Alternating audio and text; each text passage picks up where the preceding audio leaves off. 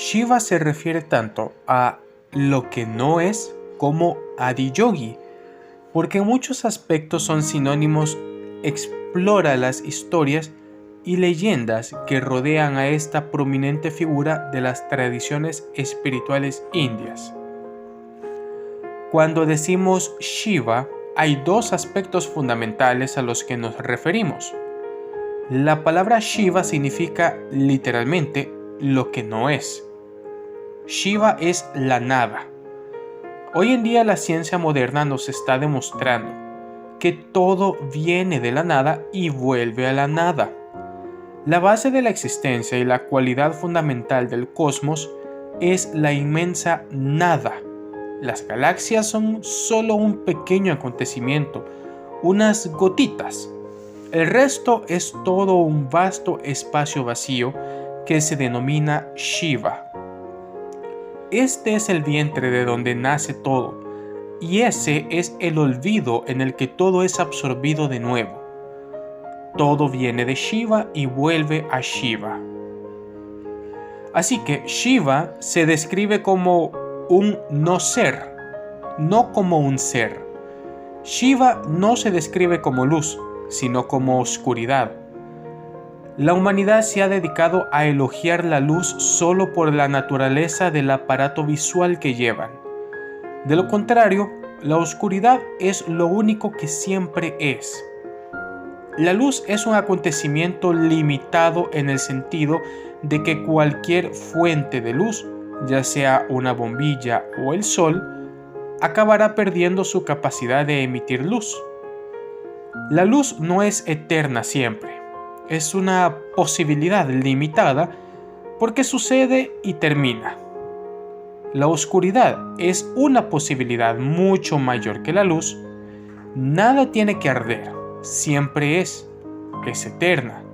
La oscuridad está en todas partes, es lo único que lo impregna todo. Pero si digo oscuridad divina, la gente empieza a pensar adoradores del diablo o algo así. De hecho, en algunos lugares de Occidente se propaga que Shiva es un demonio, pero si lo analizas como un concepto, no hay un concepto más inteligente en el planeta sobre todo el proceso de la creación y cómo ha sucedido. Sadhguru dice: he estado hablando de esto en términos científicos, sin utilizar la palabra Shiva a científicos de todo el mundo, y se asombran. ¿Esto es así? ¿Esto era conocido? Lo hemos sabido por miles de años. Casi todos los campesinos de la India lo saben inconscientemente. Hablan de ello sin conocer siquiera la ciencia que hay detrás. En otro nivel, cuando decimos Shiva, nos referimos a un determinado yogi, el Adiyogi o el primer yogi, y también al Adigurú, el primer gurú, quien es la base de lo que hoy conocemos como ciencia yógica. El yoga no significa pararte sobre la cabeza o contener la respiración. El yoga es la ciencia y la tecnología para conocer la naturaleza esencial de cómo se crea esta vida y cómo se puede llevar a su posibilidad suprema. La primera transmisión de las ciencias yógicas tuvo lugar en las orillas del Kanti-Sarovar, un lago glacial situado unos kilómetros más allá de Kedarnath, en el Himalaya, donde Adiyogi comenzó una exposición sistemática de esta tecnología interior a sus primeros 7 discípulos, celebrados hoy como los Saptarishis.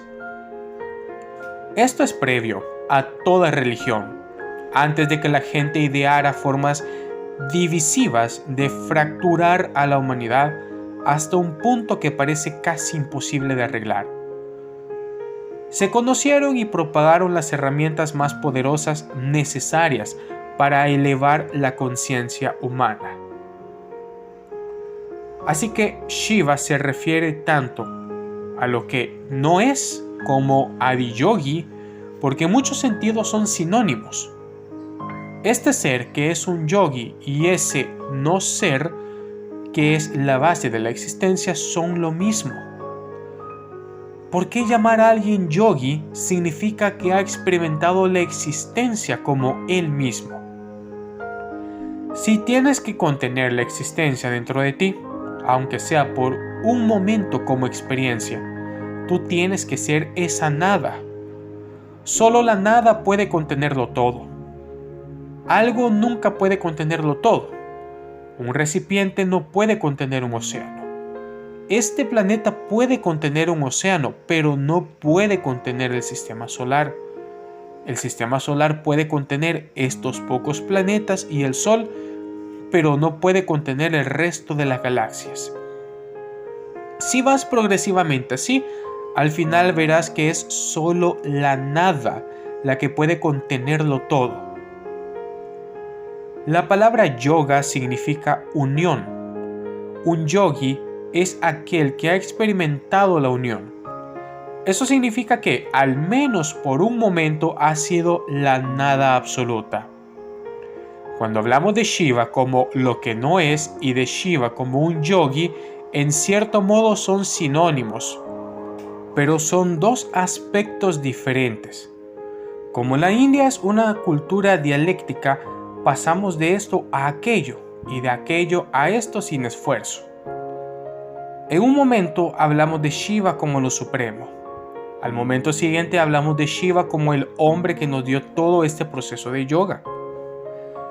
Lamentablemente, la mayoría de las personas de hoy solo conocen a Shiva a través del arte calendario indio.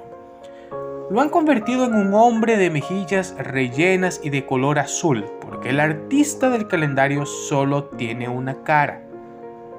Si le pides a Krishna, le pondrá una flauta en la mano. Si le pides a Rama, le pondrá un arco en la mano. Si le pides a Shiva, le pondrá una luna en la cabeza. Y ya está. Si pareces un demonio, pareces un demonio. ¿Por qué un yogi como Shiva tendría mejillas rellenas?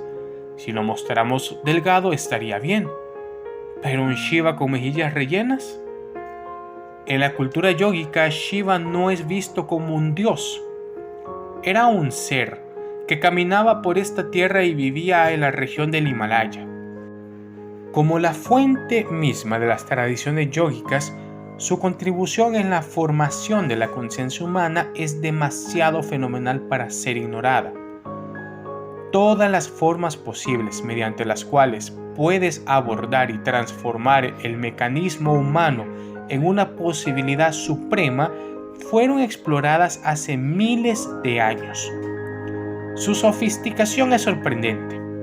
La cuestión de si la gente era tan sofisticada en aquella época es irrelevante, porque esto no procede de una determinada civilización o proceso de pensamiento. Esto surgió de una realización interior. Esto no tenía nada que ver con lo que ocurría a su alrededor. Fue solo una efusión de sí mismo, con gran detalle. Dio un significado y una posibilidad de lo que podrías hacer con cada punto del mecanismo humano. No puedes cambiar ni una sola cosa, ni siquiera hoy en día, porque dijo todo lo que se podía decir de maneras tan bellas e inteligentes. Solo puedes pasar tu vida tratando de descifrarla.